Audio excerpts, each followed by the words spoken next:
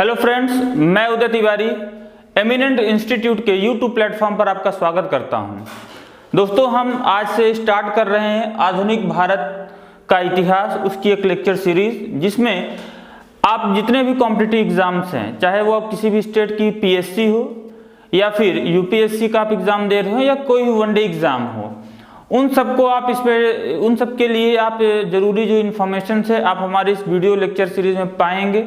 ठीक है, और आपको निःशुल्क एक प्लेटफॉर्म पर आपको सारी बेहतरीन जानकारियां मिलेंगी। तो हम स्टार्ट करते हैं भारत में यूरोपीय कंपनियों के आगमन से।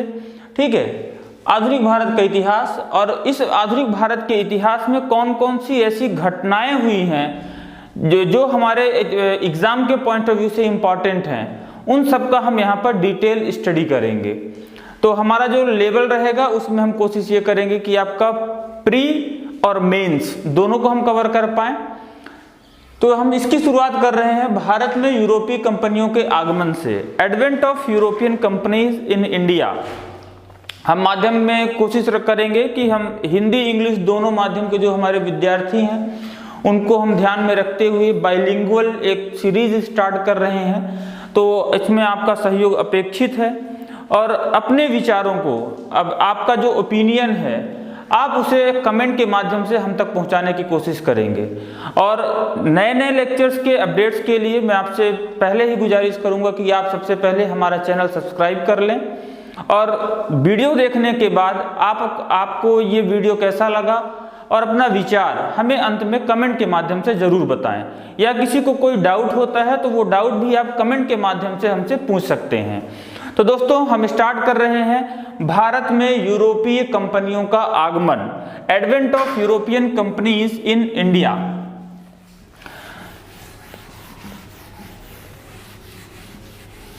इसमें हम सबसे पहले ये देखेंगे कि भारत तो ठीक है, भारत की जो स्थिति है, भौगोलिक स्थिति, या भारत की जो उस समय पर राजनीतिक परिस्थितियां थीं, उन सारी परिस्थितियों की भी हम चर्चा करेंगे। लेकिन हम थोड़ा सा इसको विश्व इतिहास में लेकर चलते हैं, और विश्व इतिहास में एक बहुत ही महत्वपूर्ण साम्राज्य था जिसे हम रोमन साम्राज्य बोलते हैं। रोमन साम्राज्य, या इसे ही हम कहेंगे रोमन एम्पायर। रोमन एम्पायर जो है ये दो भागों में विभाजित था। एक तो है आपका पूर्वी रोमन साम्राज्य, और दूसरा है पश्चिमी रोमन साम्राज्य। तो जो पूर्वी रोमन साम्राज्य था उसकी राजधानी थी रोम। जो पश्चिमी रोमन साम्राज्य है उसकी राजधानी थी कुंस्तुनतुनिया। इसे इंग्लिश में हम बोलते हैं कॉन्स्टेंटिनोपल, और हिंदी में इसे हम बोलेंगे कुंस्तुनतुनिया, यानी कि आज का जो इस्तांबुल है, ठीक है, यही है थी इसकी राजधानी, इस्तांबुल आज का, और इसका पुराना नाम था कुंस्तुनतुनिया। रोमन साम्राज्य जो है ये दो भागों में विभाजित था, पूर्वी रोमन साम्राज्य और पश्चिमी रोमन साम्राज्य, जिसमें हम देखते हैं कि 477 एडी 477 एडी में जर्मन एम्पायर ने पूर्वी रोमन साम्राज्य पर अपना अधिकार स्थापित कर लिया। तो ये रोम जो है ये पूर्वी रोम या ईस्टर्न रोमन एम्पायर जो है 477 एडी में जर्मनी के कंट्रोल में आ जाता है। वहीं विश्व इतिहास में एक और महत्वपूर्ण घटना होती है 477 एडी के बाद, यानी कि लगभग 100 साल बाद 1453 एडी में। 1453 एडी में जो पश्चिमी रोमन साम्राज्य है, यहां पर ऑटोमन तुर्कों का अधिकार हो जाता है। ऑटोमन साम्राज्य का यहां पर अधिकार हो जाता है, और ये लोग कैसे हैं? तुर्की हैं। इन्हें हमने नाम दे दिया है ऑटोमन तुर्क। ऑटोमन तुर्क जो है वो आपका इस पूरे साम्राज्य पर अधिकार स्थापित कर लेता है। ठीक है, आपका जो ईस्टर्न रोमन एम्पायर है, ठीक है, मैं यहाँ पर एक चीज करेक्ट कर दूं आपको, ये जो है आपका रोम जिसकी राजधानी है ये रहेगा आपका वेस्टर्न, ठीक है। तो वेस्टर्न रोमन साम्राज्य और ईस्टर्न रोमन साम्राज्य जो है, अब ये ईस्टर्न रोमन साम्राज्य जो है इसका अगर हम भौगोलिक क्षेत्रफल देखें तो ये आपका मध्य एशिया और इंडिया के बीच एक कनेक्टिंग पॉइंट हुआ करता था। तो 1453 की ये जो घटना है जिसमें पूर्वी रोमन साम्राज्य पर ऑटोमन तुर्क्स का कंट्रोल हो जाता है, ये घटना इतिहास की महत्वपूर्ण घटनाओं में से एक है।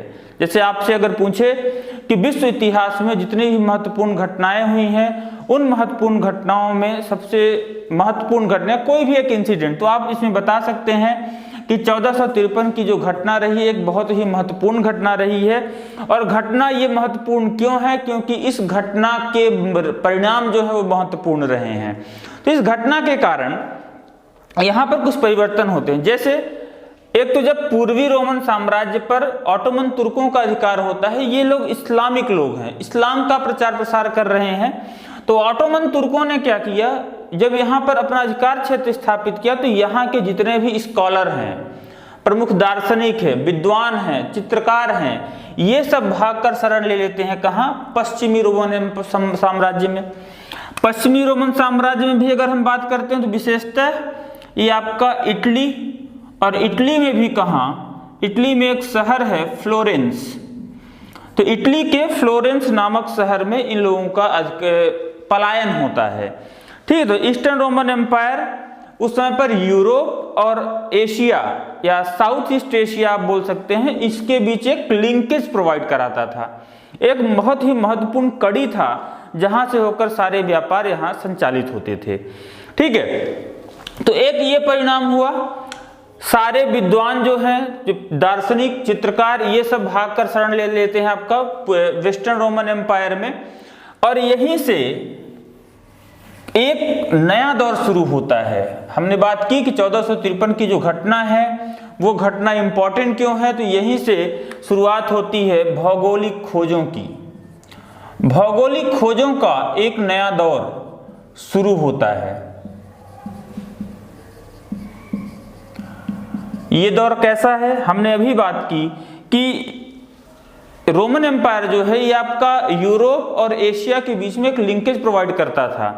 अब सारा व्यापार जो है इसी रोमन साम्राज्य से होकर हुआ करता था, इस पर कंट्रोल है ऑटोमन तुर्कों का। तो यूरोप का जो व्यापार है ये प्रभावित हो रहा था। तो यूरोपियों ने अपने व्यापार को सुगम बनाने के लिए नए भौगोलिक मार्गों की खोज शुरू कर दी, ठीक है। तो इस एक ये बहुत ही महत्वपूर्ण खोज का दौर शुरू हो रहा है जो कि 1453 के परिणाम के कारण होता है। दूसरा, इसी के कारण हमने बात की कि सारे जो विद्वान हैं वो भागकर दूसरे स्थान में इटली में शरण ले लेते हैं। तो यहीं पर शुरू होता है पुनर्जागरण। पुनर्जागरण का एक नया दौर शुरू होगा, यानी कि इसे हम बोलेंगे रेनेसा, ठीक है। और ये पुनर्जागरण कहाँ से हुआ है? इटली के फ्लोरेंस नामक शहर से। आपसे एग्जाम में क्वेश्चन पूछा जा सकता है कि आखिर पुनर्जागरण इटली के फ्लोरेंस से ही क्यों हुआ या इटली से ही क्यों होता है? तो इसमें देखिए, इटली में क्या है, सभी संपन्न लोग हैं, जितने भी व्यापारिक हैं काफी रिच हैं, काफी प्रॉस्पेरस हैं। और जब इंसान रिच होता है, प्रॉस्पेरिटी होती है, तो वो अपने आप कला का, संगीत का और बाकी जितनी भी एक्टिविटीज हैं उनका संरक्षण करता है।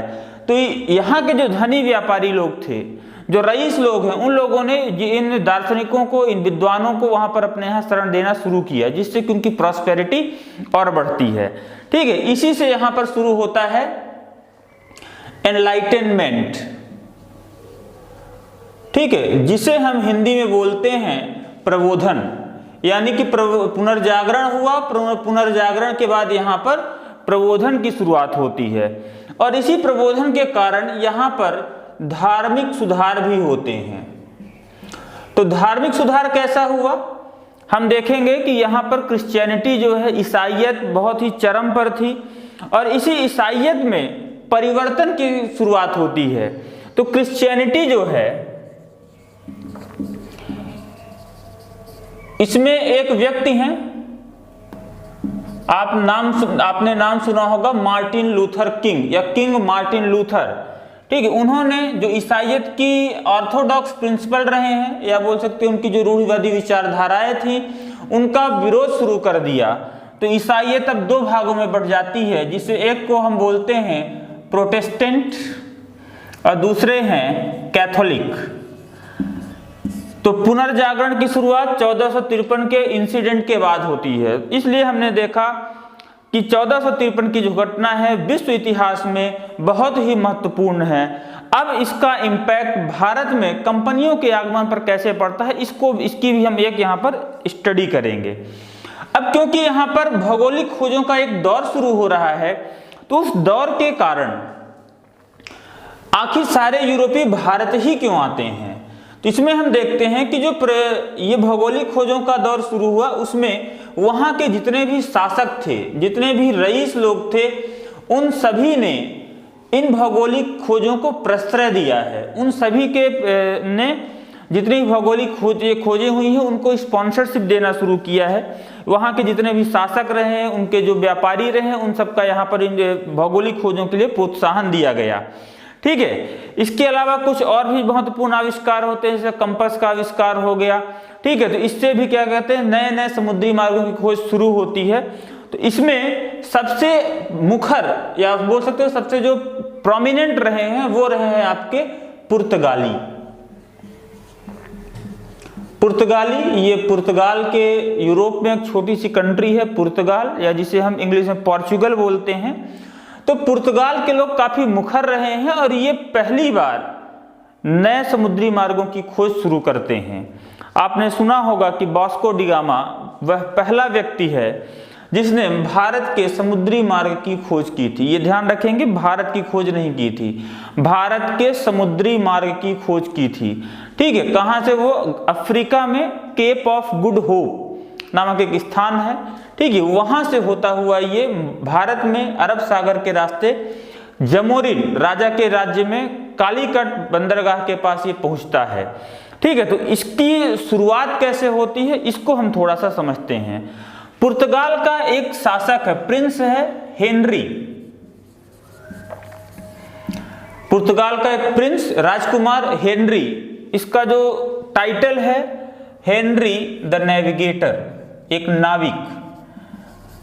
ये क्या करता था, ये पुर्तगाल से जब, क्योंकि ऑटोमन तुर्क का बीच के रास्ते पर कंट्रोल हो चुका है, तो भारत से व्यापार जो है रोमन साम्राज्य के रास्ते से तो हो नहीं सकता था। तो इन लोगों ने व्यापार के लिए या साउथ एशिया के लिए, साउथ ईस्ट एशिया के व्यापार के लिए इन्होंने नए मार्गों की खोज करना शुरू किया, जिसकी शुरुआत हेनरी द नेविगेटर ने किया। इसने क्या किया, अफ्रीका का जो कोस्टल एरिया है, अफ्रीका के कोस्टल एरिया, जैसे ये अपना अफ्रीका है,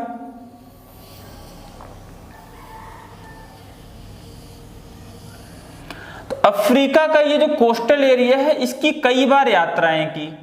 इस अफ्रीकी कोस्ट की जब ये यात्राएं करता है, तो इसने इसका एक मैप बना दिया। तो यहां पर लोगों को पहली बार इन अफ्रीकी कोस्टल एरिया के मैप के बारे में जानकारी हुई। फिर 1487 में 1487 में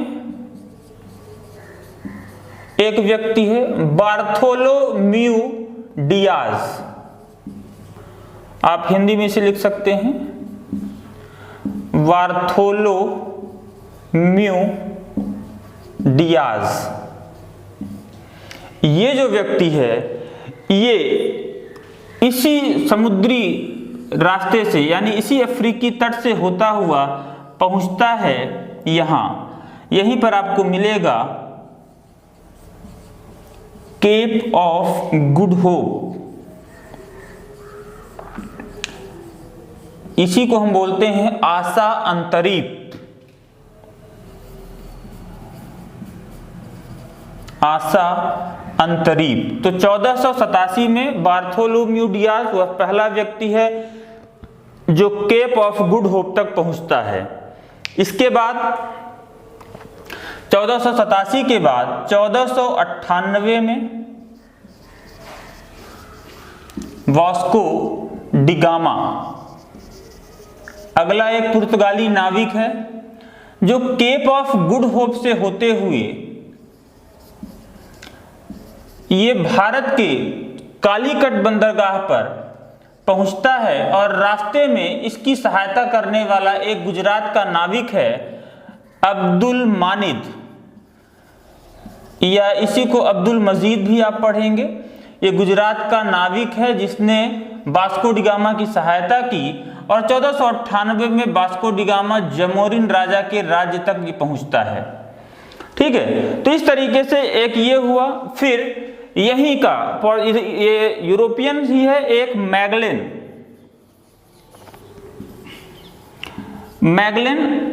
ये भी क्या कहते हैं 1520 में यही इसी कोस्टल एरिया से निकल के आता है और ये दक्षिण अमेरिका से होते हुए, ठीक है, नीचे आप दक्षिण अमेरिका देखेंगे और वहीं पर आप देखेंगे मैप में एक मैगलेन स्ट्रेट है। मैगलेन स्ट्रेट से होता हुआ ये पहुंचता है आपका पैसिफिक ओशन में। ठीक है, इसी ने पैसिफिक ओशन को नाम दे दिया क्या, पैसिफिक ओशन। इसके बाद तस्मान है। तस्मान जो है न्यूजीलैंड और तस्मानी गल्फ ऑफ तस्मानिया की खोज करता है। ठीक है, कोलंबस को भी स्पेन ने स्पॉन्सरशिप दी और वो कोलंबस ने अमेरिका के समुद्री रास्ते की खोज की। ठीक है, तो इस तरीके से ये भौगोलिक खोजों का एक दौर शुरू होता है जिसमें यूरोप के जितने भी प्रमुख व्यापारी लोग हैं, वहां के शासक हैं, उन लोगों ने यहाँ पर इन भौगोलिक खोजों को प्रश्रय देना शुरू कर दिया। तो हम अब यहाँ पर देखेंगे आखिर कौन कौन सी यूरोपीय कंपनियां थीं जो भारत में व्यापार के लिए आती हैं। इसको मैं एक बार फिर से आपको समराइज करा दूं कि भारत में यूरोपीय कंपनियों का आगमन कैसे हुआ। तो उसमें हम सबसे पहले देखते हैं कि 1453 की जो घटना है विश्व इतिहास की एक बहुत ही महत्वपूर्ण घटना है। ऑटोमन तुर्कों का पूर्वी रोमन साम्राज्य पर अधिकार कर लेना, जिसके कारण से यूरोप और एशिया के बीच का जो व्यापारिक रास्ता है उस पर ऑटोमन तुर्कों का अधिकार हो जाता है। इस कारण से यूरोपियों को एक नए समुद्री मार्ग की आवश्यकता महसूस होती है। दूसरा, इसी समय पर नए भौगोलिक मार्गों की खोज के लिए वहां के जो शासक है, वहां के जो व्यापारी हैं, उन्होंने उनको प्रश्रय देना शुरू कर दिया। दूसरी ओर उसी घटना के परिणाम के कारण आप देखते हैं पुनर्जागरण, प्रबोधन और धार्मिक सुधार आंदोलन। तो ये घटनाएं यहाँ पर 1453 के इवेंट के कारण होती हैं और उसी के कारण से यूरोपीय कंपनियों का आगमन शुरू होता है, जिसकी शुरुआत हम देखते हैं हेनरी द नेविगेटर ने की थी। इसने अफ्रीका के कोस्टल एरिया का मैप बनाया। फिर 1487 में बार्थोलोम्यू डियाज ये केप ऑफ गुड होप तक आता है। इसके बाद 1498 में वास्को डी गामा ये पहला यूरोपीय या बोल सकते हैं पहला पोर्चुगीज या पहला पुर्तगाली नाविक है जो केप ऑफ गुड होप आशा अंतरीप के रास्ते से कालीकट केरला में जमोरिन राजा के राज्य में अब्दुल मानिद की सहायता से भारत पहुंचता है। इसके अलावा कोलंबस ने भी प्रयास किया है। कोलंबस भारत के समुद्री मार्ग की खोज करने के लिए निकलता है लेकिन पहुंच जाता है अमेरिका और उसी अमेरिका को नाम दिया था अमेरिगो वेस्पुसी ने। ध्यान रखेंगे समुद्री मार्ग की खोज कोलंबस ने किया है लेकिन अमेरिका नाम किसने दिया है, अमेरिगो वेस्पुसी ने दिया है। ठीक है, इसके अलावा मैगलेन स्ट्रेट जो है मैगलेन के नाम पर है, ये भी क्या कहते हैं पैसिफिक ओशन की खोज करने वाला है। ठीक, इसके अलावा हम देखते हैं न्यूजीलैंड और गल्फ ऑफ तस्मान, तो एक तस्मान करके एक नाविक था, तस्मान सी भी आप देखते हैं वर्ल्ड ज्योग्राफी जब आप पढ़ेंगे उसमें आप देखेंगे तस्मान सी है। ठीक है, गल्फ ऑफ तस्मानिया है। तो ये सब जो है ये भौगोलिक खोजें आपका इसी 1453 की घटना के पश्चात होती हैं। ठीक है, अब हम एक एक करके पढ़ेंगे कि आखिर कौन कौन सी यूरोपीय कंपनियां भारत आती हैं, उनके क्या व्यापारिक उद्देश्य रहे हैं। ठीक है, और उनमें कुछ महत्वपूर्ण जो घटनाएं हैं उसका भारत के साथ, भारतीय शासकों के साथ क्या संबंध रहा है। तो सबसे पहले हम पढ़ेंगे पुर्तगाल। अभी हम लोगों ने देखा कि 1498 में वास्को डी गामा करके एक नाविक अब्दुल मानिद की सहायता से केरल के कालीकट बंदरगाह पर राजा जमोरिन के राज्य क्षेत्र में आता है और जब ये भारत में आता है तो राजा जमोरिन जो है एक हमारी जो परंपरा रही अतिथि देवो भव, तो उसी परंपरा का निर्वहन करते हुए इसे विदाई के रूप में बहुत सारे मसाले देता है गिफ्ट के रूप में। और जब वास्को डी गामा भारत से मसालों को लेकर विदेश जाता है तो उसका आने जाने का जितना खर्चा था उसका 60 गुना प्रॉफिट ये गेन करता है।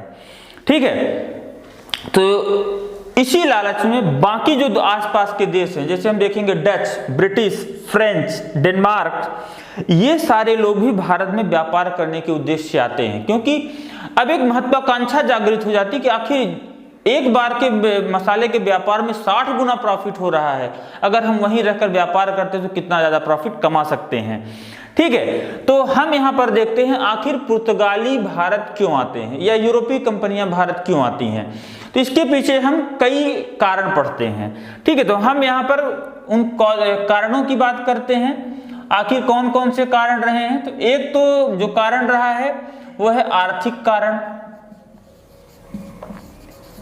तो सबसे पहले हम आर्थिक कारण की बात करते हैं। आर्थिक कारणों में हम देखते हैं कि जो अरब के रास्ते से, जो अरब कंट्रीज हैं, वहां से जो पूर्व के देशों का जो व्यापार हुआ करता था, ठीक है, उस व्यापार से अरबों को हटाने के लिए पुर्तगाली या यूरोपीय जो है वो भारत में आते हैं। यानी कि साउथ ईस्ट एशिया का जो ट्रेड था उस पर कंट्रोल था किसका? अरेबियंस का। ठीक है, अरेबियन सी जो है इन्हीं अरब व्यापारियों के जहाजों के कारण और उनके इस इंडियन ओशन वाले पार्ट में कंट्रोल के कारण इसका नाम अरेबियन ओशन पड़ा। तो इस अरेबियन ओशन और इंडियन ओशन से जो ट्रेड हुआ करता था साउथ ईस्ट एशिया में, इंडिया में, इस व्यापारिक क्षेत्र पर ये पुर्तगाली या यूरोपीय जो है अपना अधिकार स्थापित करना चाहते थे। दूसरा, यूरोप में भी जो इनके कॉम्पिटिटर्स हैं उनको ये परास्त करने के लिए भारत की ओर आगमन करते हैं। ठीक है, दूसरी ओर हम एक और रीजन देखते हैं, धार्मिक कारण। धार्मिक कारण में हम देखते हैं ईसाईयत के प्रचार प्रसार के लिए पुर्तगाली जो है वो भारत आते हैं। ठीक है, ईसाईयत के लिए या धर्म के प्रचार प्रसार के लिए पुर्तगाली जो है काफी मुखर थे। मुखर का मतलब यहाँ पर है कि वे बहुत सारे जो दूसरे धर्म के लोग थे उनको ये एक्सेप्ट नहीं करते थे और ईसाई का ये प्रचार प्रसार खूब जोर शोर से किया करते थे। दूसरा, इनको पोप का भी समर्थन था, क्योंकि ईसाइयों का जो धर्म गुरु है पोप, वो इनको बहुत ही ज्यादा शक्तियां दे रखा था। ईसाई धर्म में पोप का बहुत ज्यादा प्रभुत्व बोल सकते हैं, उसका कंट्रोल बोल सकते हैं। ठीक है, तो इस कारण से जो है पुर्तगालियों को ही पहला मौका मिलता है भारत में धर्म के प्रचार प्रसार के लिए। तो हम यहाँ पर देखते हैं दो प्रमुख कारण है, एक तो धार्मिक कारण है, दूसरा आर्थिक कारण है, जिसके कारण से पुर्तगाली जो है वो भारत में आते हैं।